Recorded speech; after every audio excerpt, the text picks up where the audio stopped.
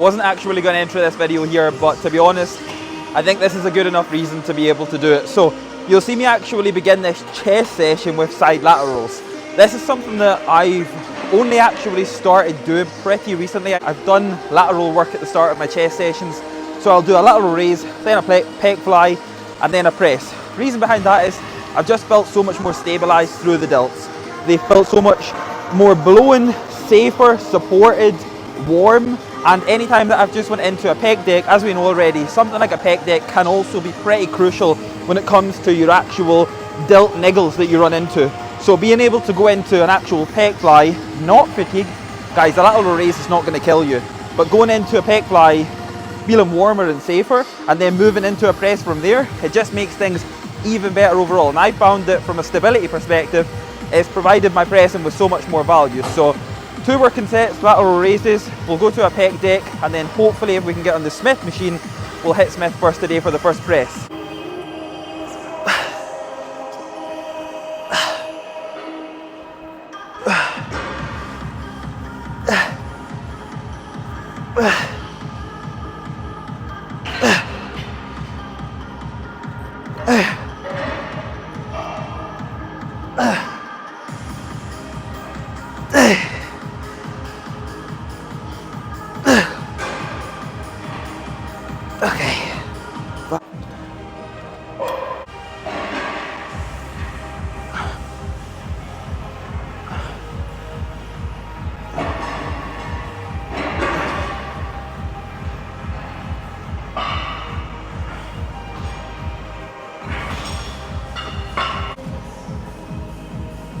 If you've not gathered already, we're in for chest. I may or may not do some extra lateral work in here today. I'll gauge that off of how I feel by the end of my chest work. Just because I've kind of got to the ways of, I'll put extra lateral work in my chest sessions sometimes, and sometimes I won't. Sometimes I'm absolutely cooked by the end of my chest work, so it just kind of makes things a little bit more counterproductive by adding in stuff that's not really going to make me feel good. So I'll see how it feels. If it feels good, I'll put something in like a lateral machine. But we're going to begin pec deck, 2 working sets on here, and then we'll move to Smith machine. Hopefully we can get on it. I want to do the hammer strength plate loaded chest press as well.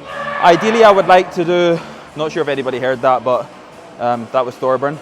So yeah, good bit of atmosphere in here when big Thorburn's in, so that's of course a good thing. Like I say, I would like to get on both the Smith machine and the hammer chest press.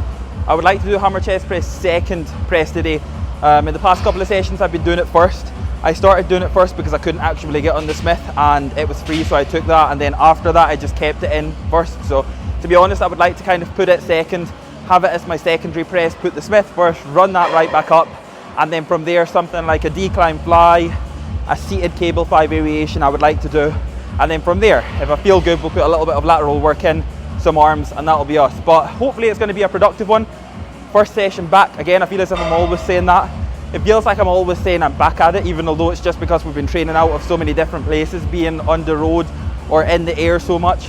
But this is the first session back in Ultra for the next few days. So I should be good enough. I'm used to the majority of equipment in here, so it's not a case of having to consistently reset and reset and reset. I'm used to what I need to be, and that is the main thing. So we'll take a nice working set here, hopefully it feels good, and then we'll move on to the first press.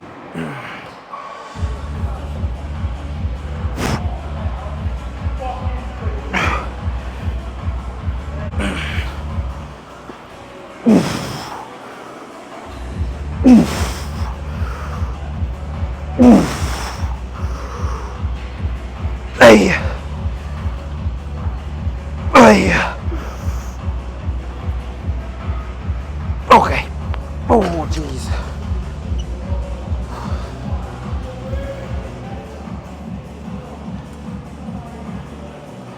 We'll take it up a little bit. That felt good enough to take it up, but not take it up too much. If I'd done the same weight, I would probably fall around the same reps, maybe 15 to 20. But on something like this, because I've got the confidence I can take it up just by a little bit, fall in between that around 8 to 12 rep marker, I'll be happy with that, because I'll take the exact same from it, if anything a little bit more, and then I'll be more than ready to press from there.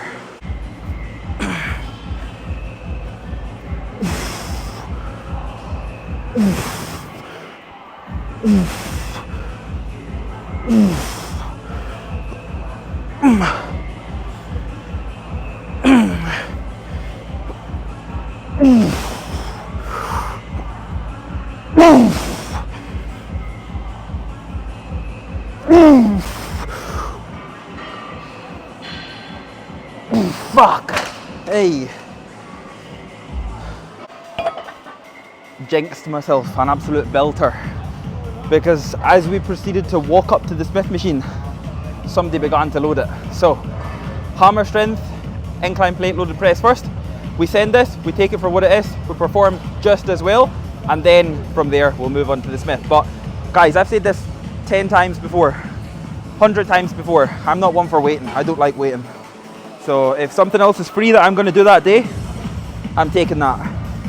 I'm not going to jump on another Smith machine because the other Smith machines are pretty wank. But this piece is free, so this piece is exactly what's going to be hit first.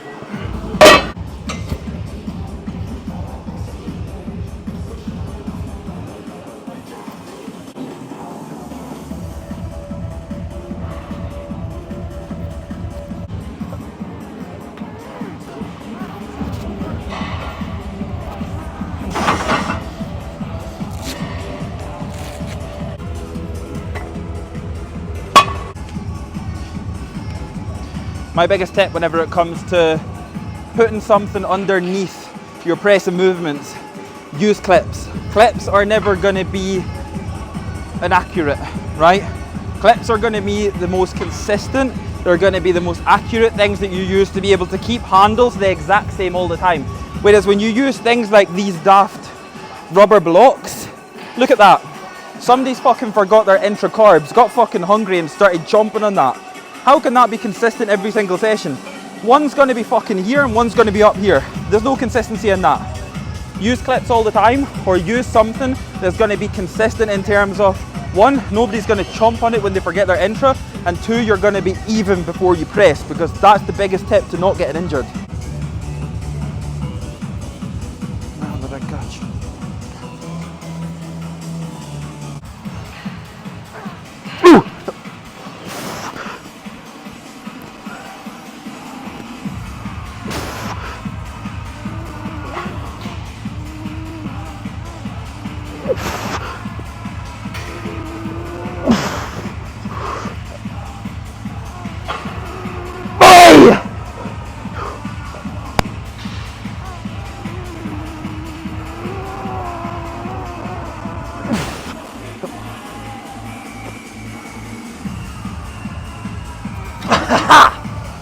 I actually think that's an all-time PB, which I can only be very happy with. And this is something that we've actually just covered on my log on the MBW site, and that is adapting to all the traveling, adapting to different foods, different meal timings, adapting to everything when that is still within my control. We have to remember that adaptation is a choice, guys. Adaptation is not something that you can be totally that far out with your control, that you can take nothing to do with your recovery, your food choices, and that being if you're in control of your food choices or not. If you're so out with control and you get handed food and you have to choose what's best, you have to choose what's going to benefit your recovery, you have to choose what's going to benefit your performance, you've got that control there. That's always something that you have to really focus on, making sure that you make them right calls. If you're serious about still coming into the gym and performing at a high enough level, of course, yeah, you might not be 100% on every single session, but for example, if you've got 60, 70, 80% on that day, that is your 100%, and you've got that opportunity to be able to come in and give everything that you've got. And on something like that, taking 11 reps, hitting an all-time PB, did I come in with that expectation? No, not necessarily. But did I come in with the attitude that I was going to put all the effort that I have got today into this session? Yes, absolutely. And that's where you have to focus on adapting to whatever and wherever you are. Because we're not always going to have that perfect routine every single day. And the sooner that you realize that, the sooner that you'll actually stop your progression going back the way and you'll keep moving forward. Because ultimately at the end of the day, that is what we want. So I'm going to take a back off set now at 3 plates. I'm going to look for anywhere between 15 to 20 good reps.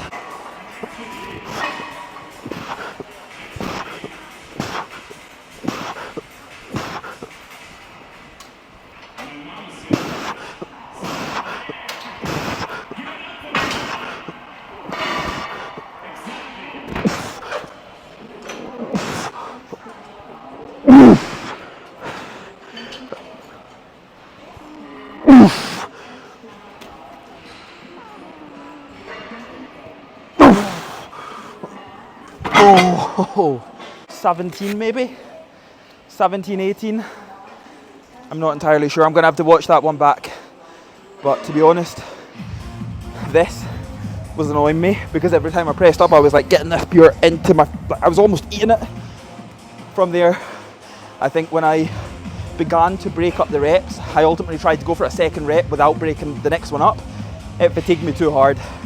So I think from there, if I broke up that, maybe I would have got another rep. Maybe, honestly, I don't really give a fuck. But if there's one other thing that I could not suggest enough, and this is to be able to make your training significantly better, more impressive, take it even further, take your physique even further, get stronger than you've ever actually imagined, and get stronger than everybody actually thinks you potentially can, and that is get strong in every single rep range. So that could literally be doing a set of between 3 and 5 reps, a set of 5 to 8, 8 to 12s, 15 to 20, fucking 25 plus. Get strong in every single rep range, because if you can get strong in every single rep range, your physique is going to look after itself. You're going to build a shed load of muscle, a shed load of tissue. You're going to get strong as fuck. And like I say, it's going to be one of the most impressive things. So don't just marry yourself to one rep range. Don't just try and do 5 to 8s on everything. Don't just stick to 8 to 12s, right? No matter what anybody's told you, there's not one specific best rep range that you're going to get the most out of.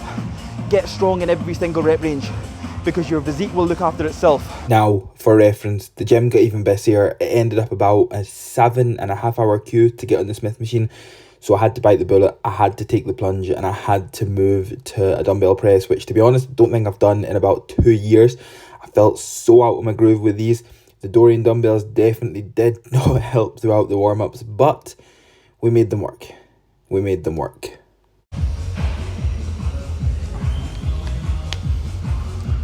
HR Labs. Carb up, level up V2, Hydro EA, Kiffy 15. I'm not sure when this video is going to go up, but if it does go up before the 31st of May, know that there is a beat the heat up to 80% sale on gas converter bodies right now. If you also use Kiffy 15, it won't get you a discount off of the sale, but it will still support me, and of course I appreciate that a lot. But up to 80% off on pretty much everything right now. So now is your time to grab some gas stuff if you definitely want some, because you can get it for next to nothing. Yep.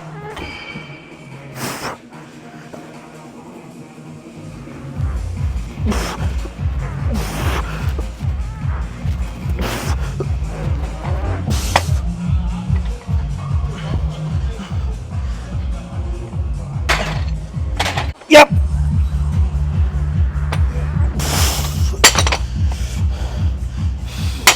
Yep.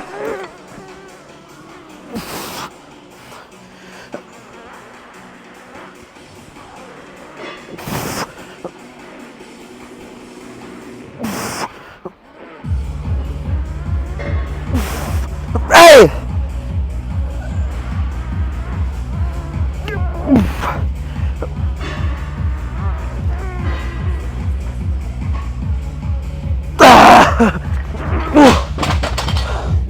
Jesus.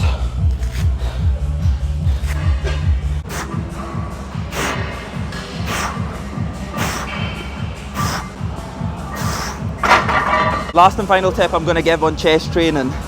Last and final tip I'm going to give on all your sessions. Be fucking explosive, right? On them concentrics, you're not looking to spend as much time as what you would on a concentric as you would an eccentric, right? Totally different. Always look to maybe spend between 2 and 3 seconds on an eccentric, but see when you get to that concentric phase, so that pushing back up the way, that pulling down the way. For example, something like a deadlift, pulling off the floor, right? Stop trying to be gentle with the weight, stop trying to take your time, because that is going to be something that's actually going to delay your progress by a lot.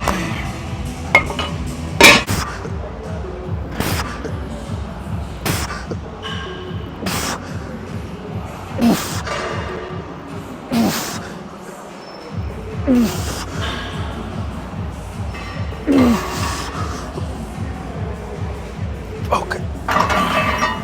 What I'm going to do is, instead of doing a top and back off on that one, I'll do 2 straight sets. So I actually never knew if that was going to be a working set. I called that after the first rep just because I could have probably taken it up, or maybe fell at like 4 to 6 reps on something like this, which to be honest I wouldn't usually have done today, but only because when I done the incline press, then I wanted on the Smith. It was taken again, but by 2 people this time. The problem with only having one Cybex Smith, and Tuesday seems to be International Chest Day now. So I went and done dumbbells. I've not done dumbbell press in what feels like forever. I think it has been almost forever. Took it up to the 60s for 8.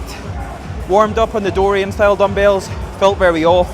By the time I got to 50s, 55s, felt okay.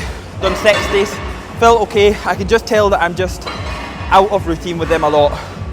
So they felt good enough, but I took one set and I was like, there's really no point in me backing off here, because I would have to back off to the Dorian style dumbbells, which would have just sent my head west, which would not be ideal. So I decided to come and do decline hammer strength press, which I'm a big fan of. I get on well with it. Got a lot of sweat in my eyes. So we're gonna hit 2 sets here, 2 straight sets. Nothing that's gonna absolutely kill me, but I'll do 4 plates, and then we'll finish on a fly.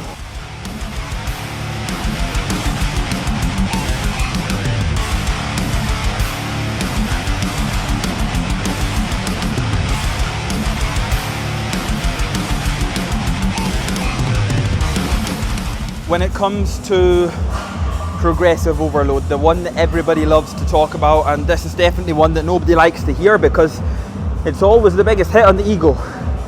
Whenever you potentially overshoot something, whenever you maybe add too much weight than what you actually need, strip it back.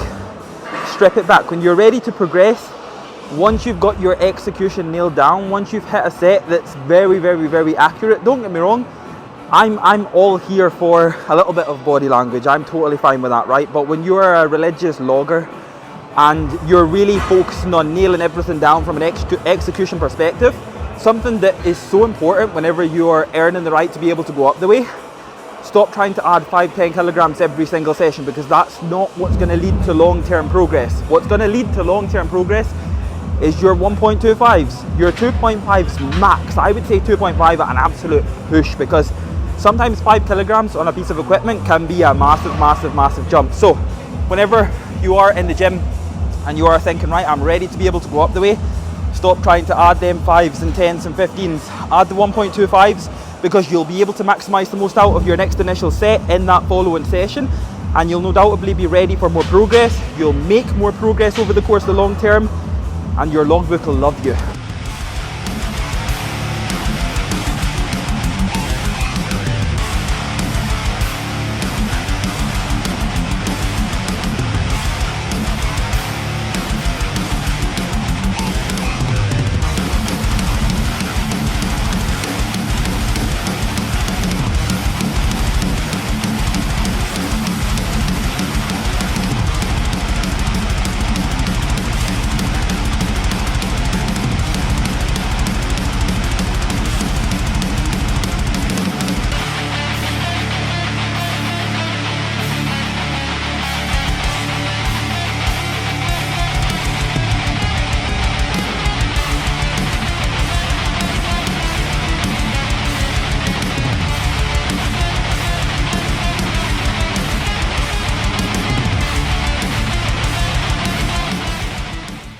Finished. Finito. Done and dusted. Chest, triceps. I decided against putting a little bit of lateral delt work in, only because be honest, moving from dumbbells to the decline press, then the decline press to the fly, I was like, I really cannot be arsed with this. So I decided against the extra lateral work today. Obviously I have my side delts at the start, but that doesn't really count. In around 3 days, I'm going to be moving on to delt focus push anyway. So with that being said, they're going to be absolutely smashed there. My next session's going to be pull, and then I'll look to rest, and then I'll hit delts, and then it'll be deadlifts after that. So within at least the next, I'm going to say, I would like to say actually 3 to 4 weeks, I want to be shooting above that 350 marker 100%. After coming in last week and being in the most suboptimal circumstances I could ever be in, and hitting the 320 triple paused with relative ease, is giving me that confidence for moving right up from there, and knowing that there's a lot more in the tank than 340 for 320 for 5, for 330 triple, there's a lot more in the tank. But hopefully you guys can take something from this session. If you can, amazing. If you can't, and you would like to know anything more, drop a comment down below. If you can, drop the video a like for me. Subscribe to the channel if you're new, and I'll catch up with you all in the next video.